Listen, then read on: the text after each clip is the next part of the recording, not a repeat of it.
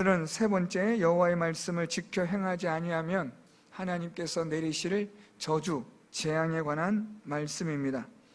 36절부터 46절은 앞절에 반복되어지는 말씀이 되므로 저희가 다시 살펴보지 않고 47절 말씀부터 오늘 본문을 시작합니다.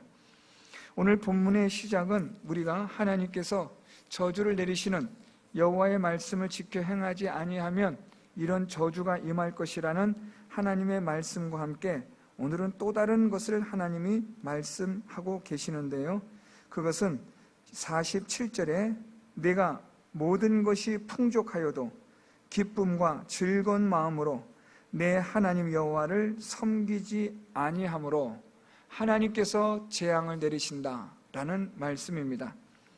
하나님의 말씀을 지켜 행하지 않는다라는 큰 틀에서는 차이가 없지만 좀 더 세부적으로 하나님을 기쁨과 즐거운 마음으로 섬기지 아니하므로 하나님께서 내리시는 재앙이라는 조금 더 좁게 오늘 본문을 살펴볼 수 있습니다. 나중에 결론에 이르러 하나님의 말씀대로 우리가 지켜 행하는 일에 있어서 하나님 여호와를 기쁨과 즐거운 마음으로 섬기는 것이 어떤 것인가를 살펴보겠지만, 하나님을 기쁨과 즐거운 마음으로 섬기지 않았기 때문에 내리시는 저주는 심각합니다. 오늘 그 몇 가지의 저주들을 우리가 살펴보겠습니다. 먼저 48절 말씀에 보면 내가 줄이고 목마르고 헐벗고 모든 것이 부족한 중에서 여호와께서 보내사 너를 치게 하실 적군을 섬기게 될 것이라고 말씀합니다. 여기서 중요한 것은 적군을 보내어 치게 하셔서 우리가 어떻게 되느냐, 모든 것이 부족함이 된다라는 말씀입니다. 하나님이 주신 풍족한 삶에서 우리가 기쁜 마음으로 즐거운 마음으로 하나님을 섬기지 아니하면 하나님께서는 우리에게 주셨던 풍족한 모든 것을 거두시고 이제는 줄이고 목마르고 헐벗고 모든 것이 부족한 것이 될 뿐임을 말씀하십니다. 하나님을 떠나면, 하나님을 섬기지 않으면, 하나님을 진심으로 섬기는 자가 되지 않으면 우리의 인생은 부족한 인생이 되는데, 몇 가지 부분만 부족한 게 아니라 모든 것이 부족하다고 말씀합니다. 그래서 줄이고 목마르고 헐벗을 것이라고 하나님은 말씀하십니다. 모든 것이 부족한 인생이 되는 이유, 우리의 삶에 결핍이 있고 모자름이 있는 이유는 다름이 아니라 하나님을 즐거운 마음으로 기쁜 마음으로 섬기지 않았기 때문입니다. 하나님을 섬긴다고 말은 하지만 사실 우리 마음은 하나님을 섬기는 마음에서 멀리 있기 때문에 하나님을 진심으로 섬기지 않는 우리 마음 안에 하나님 대신 다른 것을 섬기는 그러한 마음들이 있으므로 하나님께서는 우리의 인생을 부족함, 모자름, 결핍의 인생으로 하나님이 재앙을 내리실 것을 말씀하십니다. 이것은 거꾸로 우리가 하나님을 바르게 섬기면, 하나님을 온전하게 섬기면 하나님께서는 우리의 인생을 하나님이 주시는 은혜와 사랑의 풍성한 삶으로 하나님이 허락하신다는 것입니다. 두 번째 살펴볼 말씀은 48절 하반절에 있는데요, 48절 하반절에 보면 그가 철멍에를 내 목에 메워 마침내 너를 멸할 것이라 라고 말씀합니다. 하나님께서 이 적군을 섬기게 하시는데 이 적군으로 인하여 이 대적들이 철멍에를 메워 그것으로 인하여 마침내 멸망에 이르게 된다고 말씀하십니다. 가뜩이나 부족함과 모자름, 목마르고 헐벗고 줄이고 이런 가운데서 조금 시간만 지나면 멸망하는 것은 기정사실이지만 여기에 더하여 철멍에를 목에 매게 하심으로 완전히 멸할 것이라는 것을 하나님은 말씀하십니다. 여기서 말씀하고 있는 이 적군은 이스라엘의 역사적 상황으로 볼 때 바벨론과 아수르라고 보시면 됩니다. 이들로 인하여 이스라엘은 그들의 목에 철멍에를 맬 것이라고 하나님은 상징적인 표현을 사용하셨습니다. 이 철멍에가 상징하는 것은 육신의 고단한 삶, 육신의 힘겨운 노예의 삶, 그래서 견딜 수 없는, 차라리 죽는 것이 더 나은 그러한 이 육신의 가장 극심한 고난과 피곤의 삶을 말하고 있습니다. 하나님을 떠나 하나님을 바르게 섬기지 않으면 그들의 목에 이러한 육신의 고단함과 힘겨운 노예 생활, 종의 생활이 있을 것이며, 무엇보다 이 철멍에는 절대로 스스로는 깨뜨리지 못하는 멍에라는 데 있습니다. 멍에를 씌운 자가 벗겨 주어야만 우리가 그 멍에로부터 자유할 수 있습니다. 소에게 멍에를 씌우면 소는 절대로 그 멍에를 스스로 벗을 수가 없는 것처럼, 하나님께서 우리에게 멍에를 씌우시면, 하나님이 그 멍에를 깨뜨려 주지 않으시면 우리는 절대로 스스로 그 멍에를 우리는 깨뜨릴 수가 없는 겁니다. 다시 말하면 하나님이 내리시는 이 재앙의 혹독함은 하나님께서 깨뜨리지 않는 이상 절대로 이 멍에로 인하여 어떠한 자유함이나 어떠한 쉼이나 평안함을 절대로 누리지 못하는, 지금까지 겪어보지 못한 비참하고 참담한 노예의 생활이 되고 마침내 파멸의 멸망에 이르게 될 것이라고 하나님은 말씀하십니다. 모든 것이 부족함의 재앙이 있고, 두 번째는 육신의 가장 힘든, 가장 극렬한 고난과 괴로움의 그러한 하나님의 재앙이 있을 것이며, 이것은 지금까지 겪어보지도 못한, 들어보지도 못한 그러한 고난과 힘듦의 재앙이 될 것이고, 이것은 절대로 깨뜨려지지 않는 영원한, 그들이 멸망에 이르기까지, 죽기까지는 벗을 수 없는 철멍에가 될 것이라고 하나님은 말씀하십니다. 세 번째 하나님이 말씀하시는 재앙은 49절 말씀부터 시작됩니다. 곧 여호와께서 멀리 땅끝에서 한 민족을 독수리가 날아오는 것 같이 너를 치러 오게 하시리니 라고 말씀합니다. 독수리가 날아오는 것 같이 치러 온다라는 말씀도 상징적인데요, 독수리가 어떤 무엇인가를 치러 올 때는 갑작스럽게 임합니다. 독수리가 먹잇감을 노리고 선회하다가 공중에서 선회하며 먹잇감을 찾고 노리고 이제는 마침내 그 먹잇감을 결정했을 때, 이 독수리는 그 공중에서 날아서 땅으로 내려오는 그 시간은 전광석화와 같습니다. 순식간에 그 먹이를 낚아채 높은 하늘로 올라가는 그 독수리의 사냥을 연상케 하는 것처럼, 하나님이 내리시는 재앙은 독수리가 날아오는 것 같이 너를 치러 오게 하실 것이라고 말씀하시므로, 이 재앙은 갑작스럽게 임하는 재앙이 될 것이라고 말씀합니다. 그러면서도 이 너를 치러 오는 이 민족들은 누군가에 대해서 말씀하시는데, 이는 네가 그 언어를 알지 못하는 민족이라고 말씀합니다.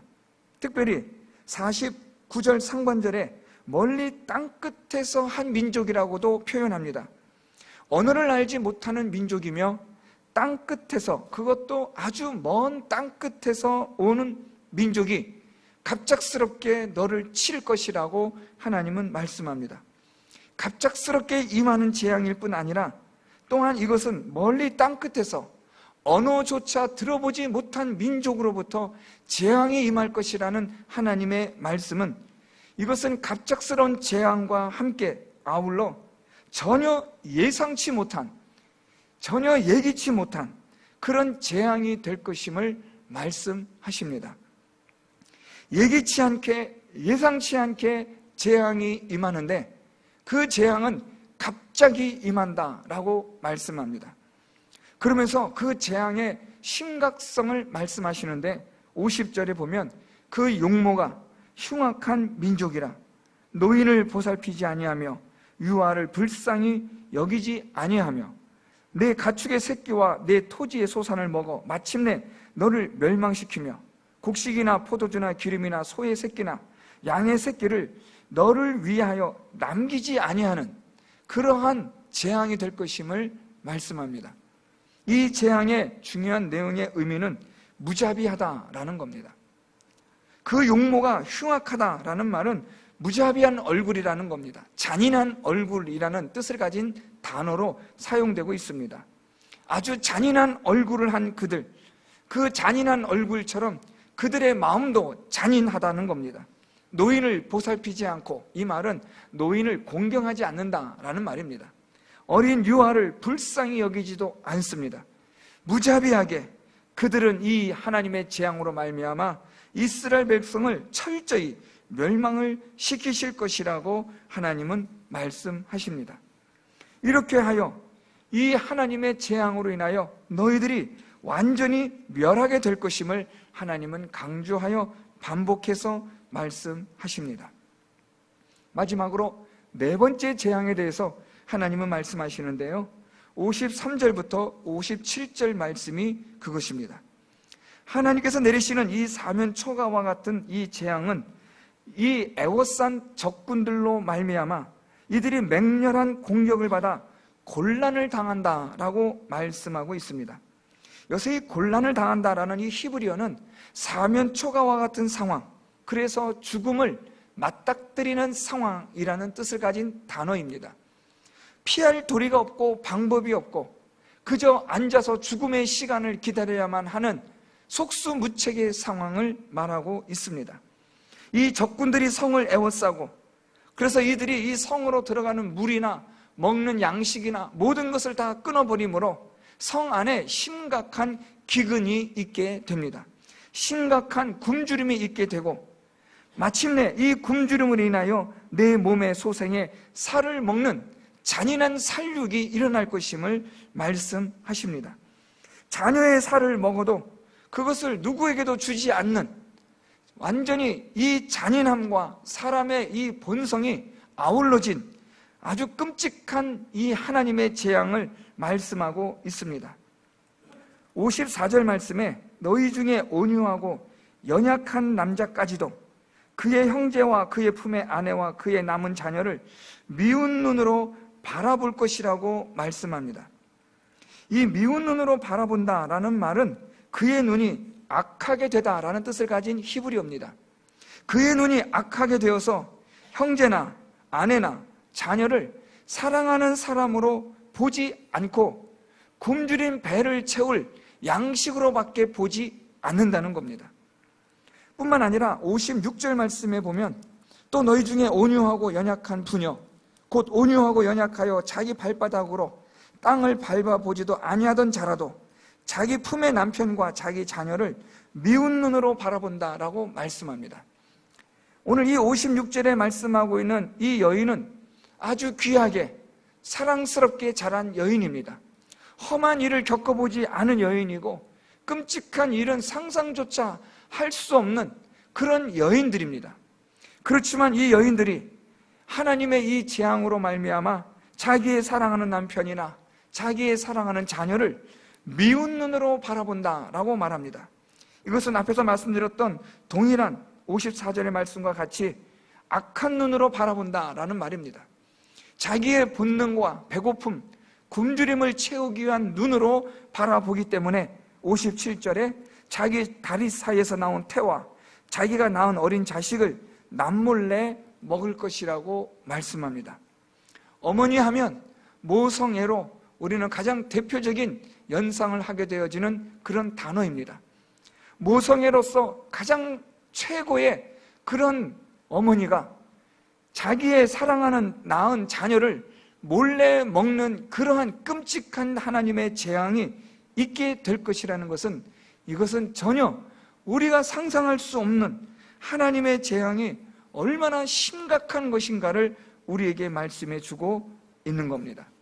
오늘 하나님은 이 네 가지 재앙을 말씀하시면서 이 하나님의 네 가지 재앙이 임하게 되는 것은 다름 아니라 너희가 하나님 앞에서 모든 것이 풍족하여도 기쁨과 즐거운 마음으로 내 하나님 여호와를 섬기지 아니하였기 때문이라고 말씀합니다. 오늘 47절 말씀을 다시 번역을 하면 내가 모든 것이 풍족하여도 라고 말씀하고 있는데, 이것을 조금 정확하게 번역하면 이렇습니다. 내가 모든 것이 풍족하였기 때문에 라는 겁니다.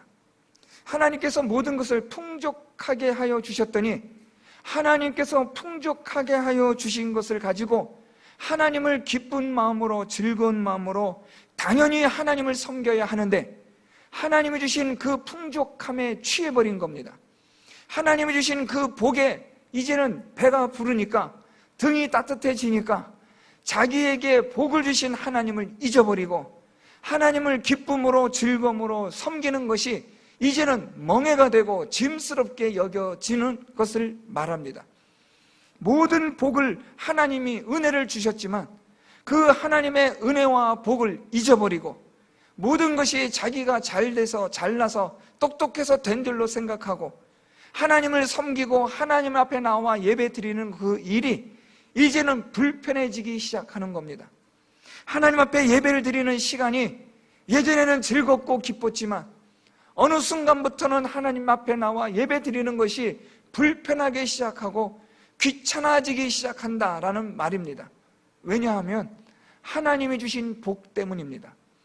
하나님이 은혜를 주셨는데, 하나님이 사랑을 베풀어 주셨는데, 그 하나님에게 기쁨과 즐거운 마음으로 당연히 하나님을 예배하고 섬겨야 하지만 하나님 주신 그 복에 취해서 세상의 것에 취하고 재물에 취하다 보니까 하나님을 잊어버리는 겁니다. 복의 근원이 되신 하나님을 잊어버리고 우리의 생사 화복을 주장하시는 하나님을 망각하게 되어지는 겁니다. 하나님의 그 거룩하신 이름을 경외하지 않게 되는 아주 무서운 마음을 가지게 되는 겁니다. 이것으로 인하여 하나님께서 이러한 재앙이 있을 것이라고 말씀하시는 겁니다. 하나님께서 은혜와 복을 베풀어 주셨지만, 하나님께서 이렇게 풍족한 삶을 살아갈 수 있도록 해 주셨지만 결국 하나님에게 돌아오는 것은 하나님을 배신하는, 하나님을 떠나 우상을 섬기는 일이 되었다는 것을 하나님은 말씀하시는 겁니다. 하나님의 풍족하게 주신 이 삶을 통해서 하나님을 기쁨과 즐거움으로 섬겨야 하는 이 당연한 일을 저버리게 됨으로 인한 하나님의 심판이 오늘 본문의 4가지로 기록이 된 것입니다. 모든 것이 부족해지고 결핍이 되어지고 헐벗고 굶주리는 인생이 되고 아주 지금까지 전혀 겪어보지도 못했던 그런 육체의 힘든 인생을 살아가는 철멍에를 매는 인생이 되고 무자비한 재앙을 만나 정말로 아주 몸서리칠 정도의 그런 끔찍한 그런 재앙들을 만나게 되고 사면초가와 같은 죽음 앞에 맞닥뜨려진 속수무책의 재앙을 만나게 될 것이라고 하나님은 경고하시는 겁니다. 하나님 앞에 하나님 주신 풍족한 삶에서 하나님을 기쁨과 즐거움으로 섬기지 아니하면 이러한 재앙이 있을 것이라고 하나님은 말씀합니다. 그러면 하나님이 주신 풍족한 삶이라는 것이 무엇이냐를 우리가 살펴볼 필요가 있습니다. 47절 말씀처럼 모든 것이 풍족하여도 라는 말씀은 하나님께서 우리에게 물론 물질적으로 이 세상에 살아가는 것 가운데 하나님께서 넘치게 주셨다라는 의미도 있지만 사실 좀 더 근본적인 말씀의 뜻은 하나님의 은혜와 삶으로 충만한 삶이라는 겁니다. 다윗이 시편 23편에서 그가 고백했던 여호와는 나의 목자시니 내가 부족함이 없다라는 그 고백이 바로 오늘 말씀하고 있는 풍족한 삶입니다. 내가 쓸 수 없을 정도로 차고 넘치는 의미가 아니라 하나님이 주시는 은혜와 사랑의 풍성한 삶을 말합니다. 하나님의 이러한 은혜와 사랑이 넘치는 삶은 광야에서도 있고 궁중에서도 있고 초가 삼간에서도 있지만 화려한 집에서도 얼마든지 있을 수 있는 일입니다. 하나님의 은혜와 사랑은 어떤 곳에서도 어떤 상황에서도 항상 변함없이 우리들에게 주시는 하나님의 은혜요 사랑이라는 겁니다. 여러분, 한번 여러분들의 인생을 지금 되돌아보십시오. 하나님께서 나에게 베풀어 주신 은혜와 사랑이 얼마나 풍성했는가를 한번 생각해 보신다면 정말 하나님은 내 인생에 있어서 이렇게 풍족한 삶을 허락해 주셨구나라고 우리가 인정하지 않을래야 않을 수 없는 줄 믿습니다. 오늘 내가 이 자리에 있기까지 하나님의 은혜와 사랑의 그 풍성함이 얼마나 지대하였는지, 얼마나 크신 은혜와 사랑이었는지 한번 생각해 보십시오. 이러한 하나님의 풍성한 은혜와 사랑 가운데서 하나님이 우리에게 기대하시는 것은 기쁨과 즐거운 마음으로 하나님을 섬기는 것입니다. 그냥 겉모양으로 억지로 앉아서 하나님을 예배하고 섬기는 것 하나님은 원하지 않습니다. 하나님은 우리의 겉모습에 현혹되는 분이 아니십니다. 하나님은 저와 여러분 우리 마음 깊은 곳을 들여다보시는 하나님이십니다. 겉으로만 앉아서 예배 자리에 있다고 해서 그 사람이 하나님을 예배하였다고 우리는 단정 지을 수 없습니다. 그 사람 마음이, 그 사람의 생각이 기쁨과 즐거움으로 하나님을 섬기고 있느냐가 중요한 것입니다. 코로나로 인하여 예배를 드리는 일이 어려워지고 있습니다. 힘들어지고 있습니다. 교회마다 지금 비상이 걸렸습니다. 이 코로나 사태가 끝날는지 안 끝날는지 알지 못하지만 지속된다고 보았을 때 이 예배를 하나님 앞에 나와 섬기는 이 일들을 어떻게 해야 되느냐라는 문제를 가지고 많은 분들이 고민하며 연구하고 있습니다. 그런데 문제는 이 코로나 사태로 인하여서 하나님 앞에 드려지는 예배가 등한이 되어지고 소홀히 되다 보니까 어느새 이제는 이 예배를 드리는 시간이 우리에게는 짐이 되어지기 시작하는 겁니다. 어떤 교회는 예배를 현장 예배로 전환을 하려고 하니까 성도님들이 거의 대부분 성도님들이 그냥 온라인 예배를 계속해서 드렸으면 좋겠다고 그렇게 말하더라는 겁니다. 굳이 현장에 와서 교회에 와서 예배를 드릴 필요가 있겠냐? 지금처럼 온라인으로 가정에서 335 모여 예배를 드리는 것이 훨씬 더 좋다고 말하면서 그렇게 건의를 하는 교회도 있다고 합니다. 점점 예배를 드리는 모양이 달라지고 모양이 달라지다 보니까 형식이 달라지다 보니까 내용도 달라지기 시작하는 겁니다. 교회를 오기 위해서는 우리가 몸가짐도 단정하게 해야 되고 교회에 나오기 위해서는 여러 가지 많은 시간적인 금전적인 수고도 해야 합니다.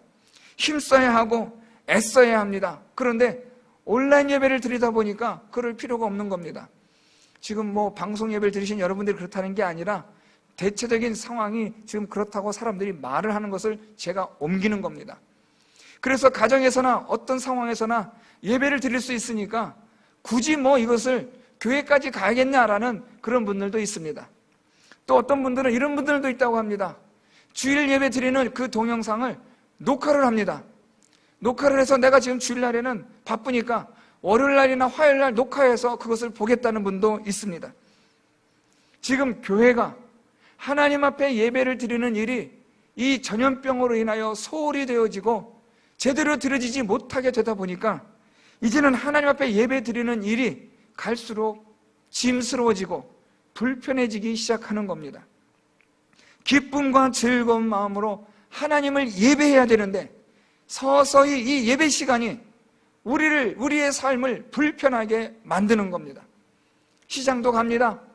또한 많은 친구들과의 모임도 갔습니다. 여행도 갑니다. 335 마스크 써가며 열심히 다니는데 교회는 안 갑니다. 왜냐하면 교회 가면 옮기 때문에, 교회 가면은 전염되기 때문에 안 간다고 합니다. 이상한 논리가 지금 이 대한민국 교회 안에 지금 적용되고 있습니다. 사랑하는 성도 여러분, 하나님이 주신 풍족한 삶 때문에, 하나님이 주신 은혜와 사랑 때문에 지금 기쁨과 즐거운 마음으로 하나님을 섬기지 않는 이스라엘 백성들에게 재앙이 있을 것이라고 하나님은 경고하고 있습니다. 이것은 이스라엘 백성들에게만 주셨던 말씀이 아니라 오늘 이 시대에 저와 여러분 우리에게 주시는 하나님의 경고의 메시지입니다. 하나님이 은혜와 사랑을 풍성하게 주셨지만 그것 때문에 하나님을 떠나고 그것 때문에 기쁨과 즐거운 마음으로 하나님을 예배하지 않는 일들이 있게 되는 이 일에 대해서 하나님은 내가 재앙을 내릴 것이라 하나님은 경고하시는 겁니다. 하나님의 은혜와 사랑 때문에 풍족하게 하여 주신 내 인생을, 걸음더미에 있던 인생을 이렇게 귀족과 함께 다닐 수 있는 아름다운 영광스러운 자리로 하나님이 만들어 주셨지만, 그것 때문에 우리가 하나님을 떠나고 그것 때문에 우리가 하나님을 기쁨과 즐거운 마음으로 예배하지 않는 아주 정반대의 상황이 지금 일어나고 있는 겁니다. 우리가 이 어려운 때에 하나님을 예배하는 것을 어떻게 예배해야 되느냐라는 이 질문에 오늘 본문은 아주 중요하게 정확하게 말씀하고 있습니다. 기쁨과 즐거운 마음으로 하나님을 예배하라는 겁니다. 사랑하는 성도 여러분, 예배가 짐스러워지고 이 예배가 여러분에게 불편해지고 이 예배가 여러분 마음속에 무언가 올무처럼 느껴진다면 오늘 하나님의 이 저주에 관한 재앙의 말씀을 기억하셔야 합니다.